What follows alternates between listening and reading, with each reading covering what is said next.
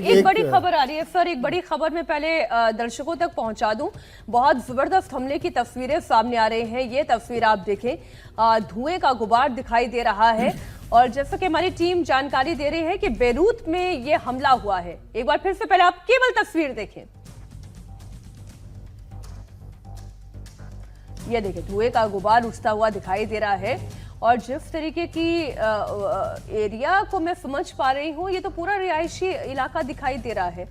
अब इस रिहायशी इलाके के अंदर ही ये विस्फोट हुआ है या इससे थोड़ी दूरी पर हुआ है, ये अभी इस तस्वीर को कहना बड़ा मुश्किल है। लेकिन बेरूत पर इजराइल का ये बड़ा हमला है। हालांकि ये तो पहले से इजराइल कह ही रहा था, अभी कल ही की बात हम कहें जब उन्होंने ये कह दिया था कि आप अपने गांव खाली कर दें, आम नागरिक वहां से चले जाएं क्योंकि हम उन्हें नुकसान नहीं पहुंचाना चाहते। ये हिजबुल्लाह को टारगेट करते हुए अटैक है, लेकिन सिर्फ हिजबुल्लाह तो इसमें नहीं मारा जाएगा, ये वहां के सिविल इंफ्रास्ट्रक्चर को कितना बड़ा नुकसान है सर। जी, मैं एक पहले वो दूतावास की बात पर भी मैं छोटी सी 2 लाइन कहना चाहूँगा कि देखिए, आज दुनिया में सभी जगह अमेरिका ने अलर्ट कर दिया और भारत ने भी इस मामले में अपनी पुलिस तंत्र को अलर्ट कर दिया। होम मिनिस्ट्री से इशू हो गया और अमेरिका, इजराइल और ईरान के दूतावास के बाहर भी डिप्लॉयमेंट बढ़ा दी गई है।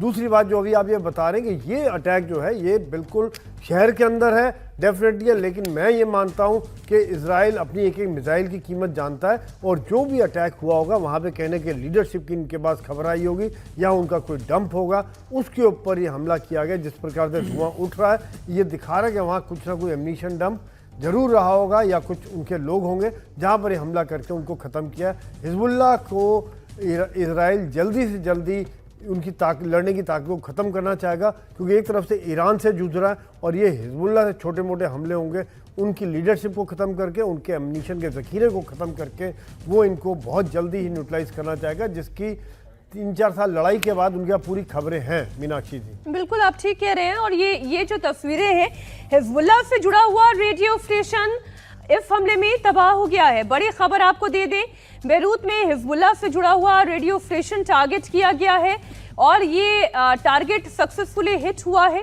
रेडियो स्टेशन तबाह हो गया है, ऐसी जानकारी मिल रही है। इधर ईरान ने कतर में जबरदस्त अटैक किया है। कतर की सरकारी न्यूज एजेंसी के मुताबिक कतर ने कुल 104 मिसाइल्स में से 101 को इंटरसेप्ट कर दिया है। साथ ही 39 ड्रोन में से 24 को भी नष्ट कर दिया गया है। 2 ईरानी Su-24 बॉम्बर एयरक्राफ्ट को भी मार गिराया गया है। ये बड़ी खबर आपको दे रहे हैं। कतर ने ईरान के 2 Su-24 बॉम्बर एयरक्राफ्ट को डिस्ट्रॉय कर दिया है। ईरान का 104 मिसाइलों से अटैक होना, अभी आप सर थोड़ी देर पहले ये बता रहे थे कि whatever the power they have, वो उसको पूरी तरह से एग्जॉस्ट करने के मुकाम पर आ गए हैं। 104 अटैक जो है एक साथ कर देना, और उसमें से भी कतर ये बता रहा है कि मैक्सिमम जो है वो उन्होंने डिस्ट्रॉय कर दिए हैं। देखिए Meenakshi ji, normally offensive to defensive ratio जो होता है वो 1:4 का होता है। दैट मीन्स अगर आप एक मिसाइल दागें तो ऑफेंसिवली, तो उसके डिफेंस में आप कम से कम 3 या 4 मिसाइल तो आप दागेंगे ही। तो कंजर्वेटिव एस्टिमेट 3 ले लेते हैं और मैक्सिमम एस्टिमेट अगर 4 ले लेते हैं तो अप्रॉक्सीमेटली मैंने बोला है कि 4,500 मिसाइल जो है मिडिल ईस्ट के कंट्रीज अब तक दाग चुके हैं अपनी डिफेंस में। एंड मुझे नहीं लगता कि कोई भी देश जो है इतने ज़्यादा मिसाइल अपनी डिफेंस के लिए रखता है बिना किसी प्रायर एंटिसिपेशन के कि आप पे हमला होने वाला है। तो मेरे विचार से, मेरी जो जहाँ तक मेरी दृष्टि जाती है, मैं समझता हूँ कि कुछ ही देर में they will run out of missiles and the same problem is going to be with United States because ये सिस्टम सेम है। देखिए, जो डिप्लॉयमेंट एडी की कतर में है या सऊदी में है या यूएई में है, वही वेपन्स इस समय जो है अमेरिकन फ्लीट यूज़ कर रहा है, वही वेपन्स इजराइल भी यूज़ कर रहा है। तो ये तीनों जो हैं ये एक तरह से आप अगर ध्यान से देखें तो इतना प्रोडक्शन रेट अमेरिका की इस कंपनी में नहीं है कि वो इतने कंटिन्यूस वेपन सप्लाई कर सके। और आपको पता है कि यूक्रेन के इन्वॉल्वमेंट के कारण अमेरिका जो है अपने असले में वैसे ही बहुत कम चल रहा है बिकॉज बहुत सारा इक्विपमेंट जो है, बहुत सारे वेपन्स यूक्रेन डाइवर्ट कर दिए गए थे। Same is the case with Europe. आपने जर्मनी के चांसलर का बड़ा इंटरेस्टिंग स्टेटमेंट सुना होगा कि हम जो है यूएस को वेपन सप्लाई करेंगे। वो वेपन सप्लाई क्या है? बेसिकली प्रोडक्शन रेट मिसाइल्स का इंक्रीज करेगा Germany and will try and match up. पर ये होगा कि नहीं इतनी जल्दी, और जितनी जल्दी ये वॉर प्रोग्रेस कर रहा है। और ये ईरान का स्ट्रेटेजिक प्लान जो मैं समझ रहा हूँ वो यही नहीं, था। लेकिन सर मैं ईरान तक पहुंचने वाली मदद पर भी आपसे बात करना चाहती हूँ, लेकिन पहले एक बड़ी खबर दे दूं। ईरान जॉर्डन में अमेरिकी एयरबेस को अटैक कर रहा है। जॉर्डन ने 49 ईरानी प्रोजेक्टाइल्स को इंटरसेप्ट किया। ईरान की 13 बैलिस्टिक मिसाइलों को इंटरसेप्ट कर लिया है। इसका मतलब यह है कि जो भी इरादा ईरान का रहा है वो उसमें कामयाब नहीं हो पाया है। हमला हुआ है लेकिन हमला नाकामयाब रहा, उसे इंटरसेप्ट कर लिया गया है। बड़ी खबर एक बार फिर इस तस्वीर के जरिए आपको बता दूं। यूएस एयरबेस पर जो हमला हुआ है उसकी ये तस्वीरें हैं।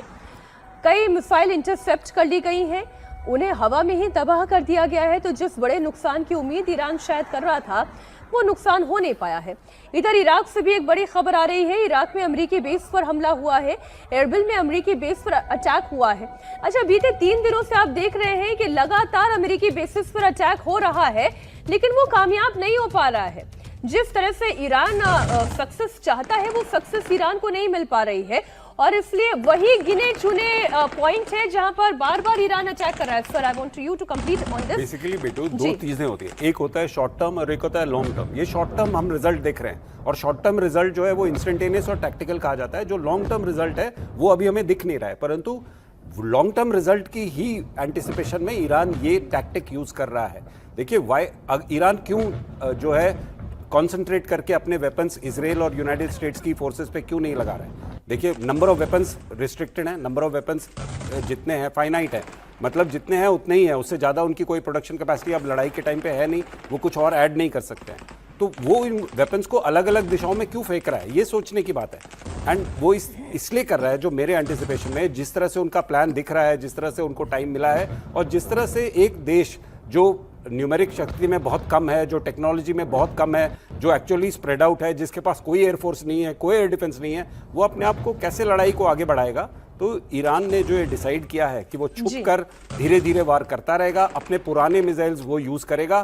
केवल उनके पास 2 ही हथियार हैं, ड्रोन और मिसाइल्स। ड्रोन और मिसाइल्स को यूज करके वो मेरे एंटिसिपेशन में डिफेंसिव जितनी भी एबिलिटी है इन मिडिल ईस्ट देशों की उसको कम कर रहा है। जैसे जैसे उनकी डिफेंसिव एबिलिटी कम हो जाएगी, मिसाइल का जो वार है वो बढ़ता चला जाएगा, और उनकी डिस्ट्रक्शन जो है धीरे धीरे पॉसिबल है। पर एक ईरान के लिए एक छोटा सा चैलेंज रहेगा यहाँ पर।